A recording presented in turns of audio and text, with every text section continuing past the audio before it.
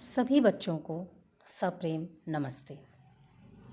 आज हम नैतिक शिक्षा की इस कक्षा में पाठ 16 मेरा देश इस पाठ का अध्ययन करेंगे। हमारे देश के अनेक नाम हैं। आप सब भी इस नाम से वाकिफ़ होंगे। आर्यावर्त, भारतवर्ष, हिंदुस्तान और इंडिया। सिंधु नदी को फारसी में हिंदू और अंग्रेजी में इंडस कहते थे।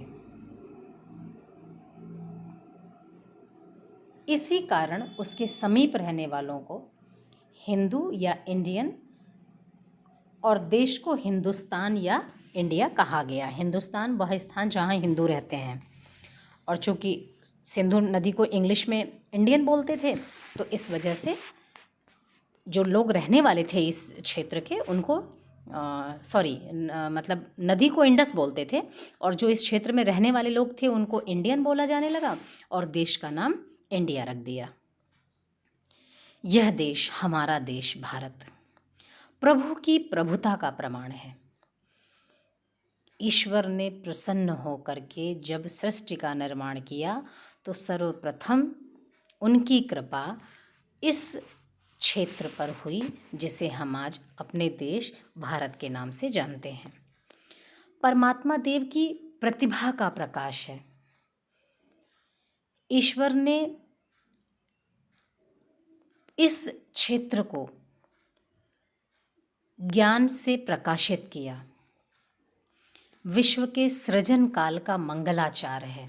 जब सृष्टि में जीव का सृजन होने लगा, इस धरती पर जीवन का सृजन होने लगा, तो सर्वप्रथम उस सृजन की जो झलकी देखने को मिली वो हमारे देश भारतवर्ष में देखने को मिली। मंगलाचार का अर्थ किसी भी कार्य के शुभारंभ से है। तो जो सृष्टि के सृजन का शुभारंभ था वह हमारे देश से हुआ।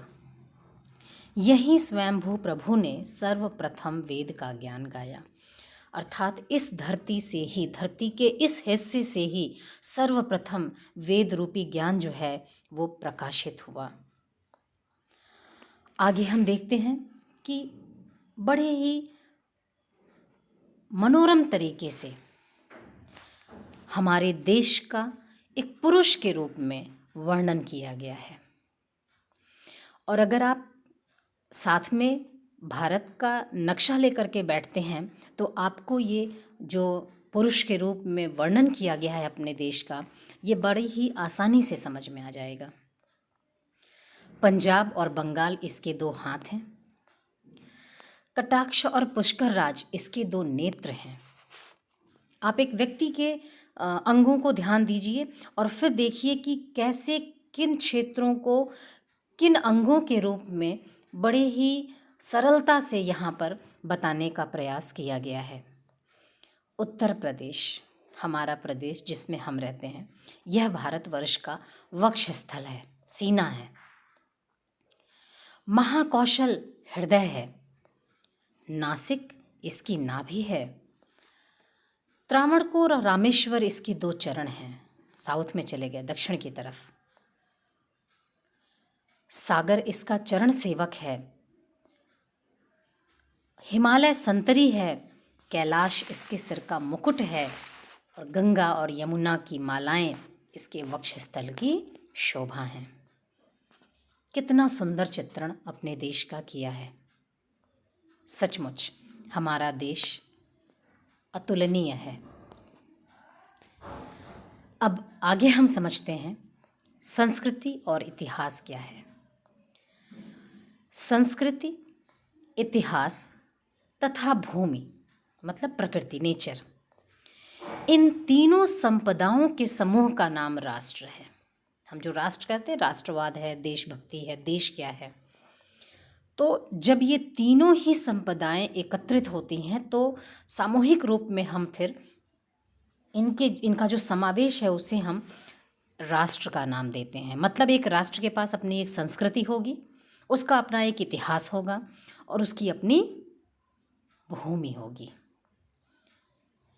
देश के पूर्व पुरुषों द्वारा निर्मित तथा परिपालित जीवन विधि को संस्कृति कहा जाता है।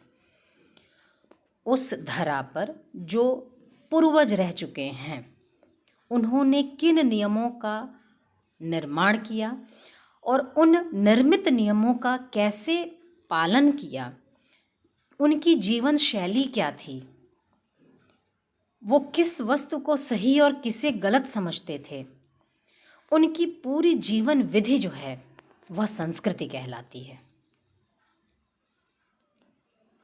स्वदेश में पैदा हुए वीर पुरुषों की जीवन लीला का नाम इतिहास है। इतिहास में आप लोग पढ़ते हैं, अकबर के बारे में पढ़ते हैं, अशोक के बारे में पढ़ते हैं, चंद्रगुप्त मौर्य के बारे में पढ़ते हैं। तो उस धरती पर जिन वीर पुरुषों ने जन्म लिया, उनकी जीवन लीला कैसी रही, कैसे कैसे वीरता के कारनामे उन्होंने किए, उसको जब हम पढ़ते हैं तो वह इतिहास है। भूगोल क्या है? भूगोल का अर्थ स्वदेश भूमि की आंतरिक रचना का विस्तार है। अगर हम कोई एक क्षेत्र लें, उस क्षेत्र में नदी कहाँ है, पर्वत कहाँ है, पठार कहाँ है, मैदानी इलाका कैसा है, नदियाँ किधर से किधर की ओर बहती हैं, ये समस्त जो संरचना है वो भूगोल के अंतर्गत आती है। और जो इन तीनों से प्रेम करता है वही सच्चा राष्ट्रभक्त है। जो अपने देश की संस्कृति से अर्थात अपने पूर्वजों द्वारा परिपालित जीवन विधि को जो व्यक्ति सम्मान देता है, अपने जीवन में उसे अंगीकार करता है, अपने व्यवहार में उसे लेकर आता है, जो अपने देश के वीर पुरुषों की जीवन लीला को पढ़ता है, उनकी वीरता से प्रभावित होता है, तथा जो अपने देश की भूमि से प्यार करता है, भूमि से स्नेह रखता है, उसे ही हम सच्चा राष्ट्रभक्त कहते हैं। आगे देखते हैं। इस देश के सभी नाम इसके गुणों के प्रतीक हैं। आर्यावर्त इस देश की संस्कृति का प्रतीक है। भारतवर्ष इस देश के इतिहास का प्रतिनिधि करता है। आर्यावर्त देश की संस्कृति का प्रतीक है। और संस्कृति क्या होता है अभी हमने देखा, देश के पूर्व पुरुषों द्वारा निर्मित तथा परिपालित जीवन विधि। और इस भारतवर्ष इस देश के इतिहास का प्रतिनिधि करता है। हिंदुस्तान देश की भौगोलिक संज्ञा है। इंडिया अंग्रेजी राज का प्रतीक है। अगर हम देखें तो सृष्टि के आरंभ में इस देश का कुछ भी नाम नहीं था। आज जो हम भारत देश कह रहे हैं, इंडिया कह रहे हैं, आर्यावर्त कह रहे हैं, शुरुआत में इसका कोई भी नाम नहीं था। तथापि इस देश के रहने वाले इस देश को जननी जन्मभूमि कहते थे, क्योंकि ये इसे अपनी माता के समान सम्मान देते थे और स्वयं को आर्य कहते थे।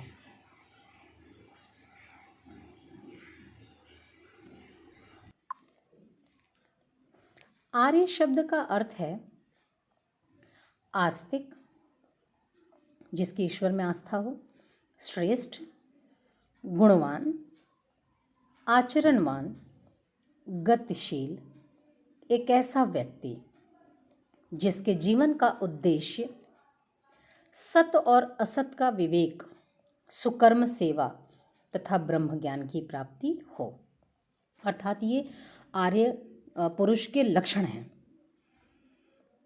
अगर आपसे पूछा जाए कि आर्य किसे कहेंगे, तो सिंपल एक लाइन में आप जवाब दे सकते हो कि आर्य का अर्थ होता है श्रेष्ठ।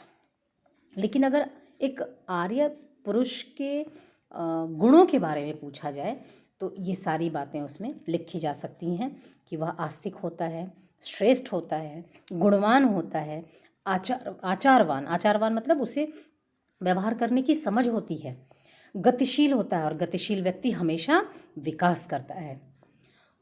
सत और असत का विवेक मतलब सत्य क्या है, असत्य क्या है, इस बात की सूझबूझ उसके अंदर होती है।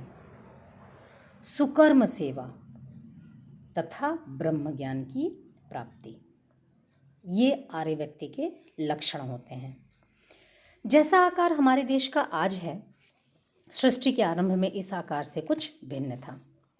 स्वाभाविक सी बात है, पहले जनसंख्या कम थी, बहुत सारे धर्मों का उद्भव नहीं हुआ था, तो आकार में निश्चित रूप से भिन्नता रही होगी।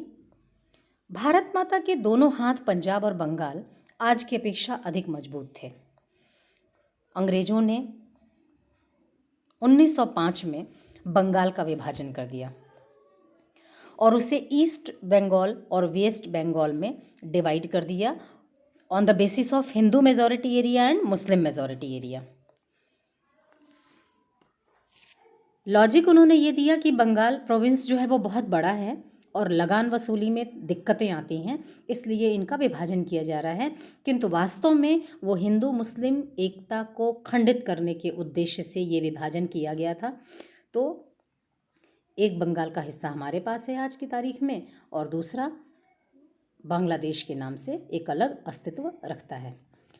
और 1947 में जब हम आज़ाद हुए और हमारे देश का जब पार्टीशन हुआ, विभाजन हुआ भारतवर्ष का, भारत और पाकिस्तान के बीच में, तो पंजाब का कुछ हिस्सा, एक पंजाब वो पाकिस्तान के पास चला गया और थोड़ा हिस्सा हमारे पास है, जो छोटा सा पंजाब हमारे पास है। तो जब ये विभाजन नहीं हुए थे तो ये दोनों ही जो हाथ हैं ये बहुत ही मजबूत थे। भारत माता के सिर का ताज कैलाश भी अधिक शोभाशाली था। मुकुट बड़ी बद्री केदार अपनी वर्तमान अवस्था से भी अधिक ज्योतिर्मय थे, सब निर्मल थे। इसका वक्षस्थल कौशल देश महाबलशाली था। हिमालय के गौरव का तो ठिकाना ही क्या, वह तो साक्षात मूर्तिमान गौरव ही था। वरुण देव इसी प्रकार उसके चरण कमलों की सेवा में तत्पर रहता था। मतलब ऐसी इतना मतलब ये वैभव था हमारे देश का कि देवी देवता तक सेवा में तत्पर रहते थे। इस जननी जन्मभूमि के वक्षस्थल के साथ पुत्र के समान खेलता था, जैसे एक बच्चा अपनी माँ के साथ अटखेलियाँ दिखाता है। उन दिनों राजपुताना के स्थान पर सागर था। ये हमारी देश की पहले के आकार के विषय में यहाँ बताया गया है। आज जर्मनी, इंग्लैंड, तुर्की, ईरान, अफ़गानिस्तान, यूनान में उन्हीं आर्य पुरुषों की संतान का निवास है जो हिमालय पर्वत से मध्य एशिया तथा यूरोप में जाकर बसे। मतलब जो उद्भव हुआ वो हिमालय पर्वत के प्रांगण में हुआ और वहाँ से लोग मध्य एशिया तथा यूरोप की तरफ पलायन करते गए, अपने हिसाब से बसने का उद्देश्य लेकर। किंतु इन सब का खून आर्यों का ही खून है, क्योंकि जो मूल स्थिति है मानव जन्म की वो इसी क्षेत्र की मानी जाती है। ईरान शब्द ले लीजिए, यह आर्यान से बना हुआ है और ईरान के शाह आज भी अपने आप में बड़े गौरव से आर्य मिहिर कहते हैं। जर्मनी भी अपने आप को आर्य कहते हैं और सबसे कमाल की बात यह है कि जो स्वास्तिक चिन्ह हम लोग बनाते हैं अपने यहाँ, अगर कोई नई चीज़ आती है या कोई शुभ काम होता है, ठीक है, या आरती करते हैं तो आरती की थाल में हम पहले स्वास्तिक बनाते हैं रोली से, फिर उस पर अक्षत रख करके तब हम दीप रखते हैं। वो स्वास्तिक चिन्ह जो है जर्मनी ने अपना राष्ट्रीय चिन्ह बनाया था हिटलर के समय में। हर हर महादेव की शैली आप सुनते होंगे, पूजा पाठ के बाद हर हर महादेव नारेबाजी होती है, जयकारे लगते हैं। इसी स्थान पर मतलब इसी शैली से प्रभावित होकर जर्मन वालों ने अपने नाम के साथ हर लगा रखा था। हर मतलब श्री। इराक का अर्थ देखते हैं, अर्क, और इसका अर्थ क्या होता है? सूर्य। अरब का क्या अर्थ है? अरवन। अरवन का मतलब घोड़ा, घोड़ों का देश। तो इन सब का अगर हम गहन अध्ययन करें तो हम ये पाते हैं कि इनका जो मूल है वह भारतवर्ष से ही निकला हुआ है। जो लोग हिमालय में ही रह गए थे वे गंगा द्वार के मार्ग से हरिद्वार के पवित्र स्थान पर अपनी पुण्य भूमि में आगे बढ़े और उस समय उन आर्यपुत्रों ने इस देश को आर्यावर्त के शुभ नाम से अलंकृत किया था। इसीलिए आर्यों की दृष्टि में आज भी अपने हिमाद्री पिता के लिए इतनी अटूट श्रद्धा है, क्योंकि वो हिमालय के उन क्षेत्रों से जन्मे और पले बढ़े थे। और हिमालय की तो कहने ही क्या, वह तो संतरी है, वो तो रक्षा करता है हमारी। यदि हिमालय न होता तो हमारी रक्षा कौन करता। हमारे देश पर हिमालय ने जो उपकार किए हैं उन्हें हम न भूले हैं और न कभी भूलेंगे। ज्योग्राफी में भी आप इसे पढ़ सकते हो कि जो उधर से बर्फीली हवाएं आती हैं उनको इधर आने से हिमालय जो है वह रोकता है। और इसीलिए कवियों ने, लेखकों ने इसे संतरी की भूमिका दी है, इसे संतरी नाम से अलंकृत किया है कि जो काम एक पहरेदार का होता है वह काम हिमालय हमारे देश के लिए करता है। और इसी भावना को हरा भरा रखने के लिए, अपनी संवेदना दिखाने के लिए हम लोग अनेक बार नंगे पांव बद्रीनाथ, केदारनाथ, गंगोत्री, यमुनोत्री, अमरनाथ और उत्तरकाशी की यात्रा करते हैं। गंगा द्वार हमारे लिए मनुष्यों का द्वार न होकर के हर का, भगवान की भक्ति का द्वार हो गया है। लोग ऐसा मानते हैं कि ये सारे पवित्र तीर्थ स्थान हैं और हमें अपने जीवन काल में एक बार यहाँ की यात्रा ज़रूर करनी चाहिए। अब देखते हैं आगे। इस देश को आर्यावर्त का जो नाम दिया वह सैकड़ों और हजारों वर्षों तक नहीं बल्कि लाखों वर्षों तक रहा। और एक बात और है कि हिंदू धर्म की स्थापना किसने की, आपको कोई नाम नहीं मिलेगा। ये सनातन धर्म है। बाकी समस्त धर्म कब अस्तित्व में आए, कौन उनके फाउंडर थे, क्या उन्होंने सिद्धांत बनाए, सभी धर्मों के, ज्यूज़ हों, क्रिश्चियंस हों, इस्लाम हो, बुद्धिज़्म हो, जैनिज़्म हो, जो भी धर्म आए उन सब का की स्थापना कब हुई, उनके संस्थापक कौन थे, ये सब आप बता लेंगे। लेकिन हिंदू धर्म कब से है व्यवहार में, कब से है अस्तित्व में, ये आज तक कोई नहीं बता पाया। तो ये जो आर्यों ने नाम रखा था आर्यावर्त, जो अपनी जन्मभूमि को वो मतलब जहाँ वो जन्म लिए उसको वो जन्मभूमि कहते थे, जननी कहते थे और स्वयं को आर्य कहते थे। तो उनके बाद उस जगह का नाम आर्यावर्त हो गया।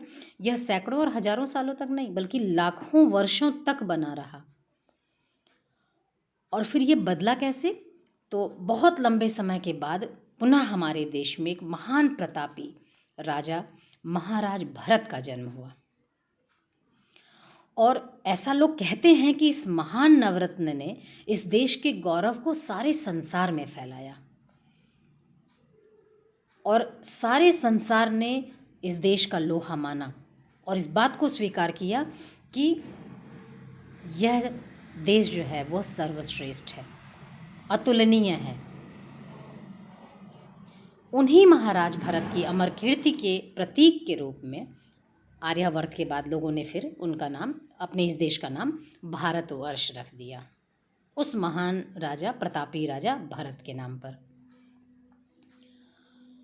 और अधिक से अधिक करीब 1000 वर्ष पूर्व इस देश को भारतवर्ष के स्थान पर एक नया नाम दिया गया, हिंदुस्तान। अब हिंदुस्तान नाम कैसे पड़ा, तो सिंधु नदी के पूर्व दिशा के जो निवासी हैं, सिंधु नदी के पूर्व दिशा के जो निवासी थे उन्हें हिंदुस्तान नाम दिया गया। मतलब क्योंकि वहाँ हिंदू रहते थे, इसे इंडस कहते थे इंग्लिश में, और अरबी भाषा में इसे हिंद कहते थे नदी को, तो इसलिए वहाँ रहने वालों को हिंदू नाम दे दिया गया। और इस प्रकार से आर्यावर्त का समानार्थक, हिंदी में आप लोग पढ़ते होंगे, समानार्थक शब्द लिखिए, विपरीतार्थ शब्द लिखिए, तो ये समानार्थक शब्द था, सिनोनिम था, आर्यावर्त का ही से ही मिलता जुलता नाम हिंदुस्तान था। अब कुछ लोगों का विचार है कि इस देश के निवासियों को हिंदू नाम मुसलमानों द्वारा दिया गया। ऐसा कुछ लोग कहते हैं कि जब मुसलमान हमारे देश में आए तो उन्होंने नाम हिंदू दे दिया। लेकिन यहाँ पर इस बात का खंडन किया जा रहा है और यह बताया जा रहा है कि महाकवि चंद बरदाई पढ़े हैं इतिहास में? कमेंट बॉक्स में लिख कर मुझे बताइएगा चंद बरदाई किसके दरबारी कवि थे और उन्होंने कौन सी महत्वपूर्ण पुस्तक लिखी है। चलिए आगे चलते हैं। महाकवि चंद बरदाई ने इस्लामी प्रभुत्व के बहुत पहले पृथ्वीराज चौहान के लिए हिंदू शब्द का प्रयोग किया था। महाराणा प्रताप हिंदूपति कहलाए। राष्ट्रकवि भूषण ने हिंदू महिमा का गान किया है। तो फिर ये हिंदू शब्द आया कहाँ से अगर मुसलमानों ने नहीं दिया तो हिंदू शब्द का जो उद्गम स्थान है वह ईरान है। और जिन दिनों ईरानियों ने हमें इस नाम से संबोधित किया, उन दिनों ईरानी लोग मुसलमान नहीं बने थे। उनका धर्म और हमारा धर्म एक ही था। अर्थात कहने का अर्थ यह है कि इस्लाम धर्म बाद में आया, लेकिन ईरान में लोग पहले भी रहते थे और वो आर्य ही थे, आर्य पुरुषों के ही वंशज थे। और जब आर्य पुरुषों के वंशज थे तो वो और हम एक थे, हम में कोई फर्क नहीं था। आगे चलकर जब इस्लाम धर्म अस्तित्व में आया तो यहाँ के रहने वालों ने उस धर्म को अपना लिया। विचारों की दृष्टि से आज हम भारतीय वैदिक, पौराणिक, जैन, बौद्ध, सिख, मुसलमान, ईसाई आदि रूपों में अलग अलग भले ही दिखाई दें, पर हमारे पूर्वज एक हैं, हमारा खून एक है। क्योंकि हमारा जो ओरिजिन का जो स्रोत है वो एक है। संप्रदाय बदलने से माँ बाप नहीं बदल जाते। अब अगर हम उदाहरण के तौर पर लें कि अगर एक ही परिवार में 4 भाई बहन, फिर उनके बच्चे, बहुत बड़ा परिवार है, जॉइंट फैमिली है, ठीक है, लेकिन अगर उसमें से कोई एक दूसरी पार्टी का समर्थक है, कोई अन्य राजनीतिक पार्टी में आस्था रखता है, तो इसका मतलब ये थोड़ी हो जाता है कि घर में राजनीति होने लगेगी। घर के सुख दुख में तो वो सभी परिवार के सदस्य एकजुट होकर के एक दूसरे का साथ देंगे।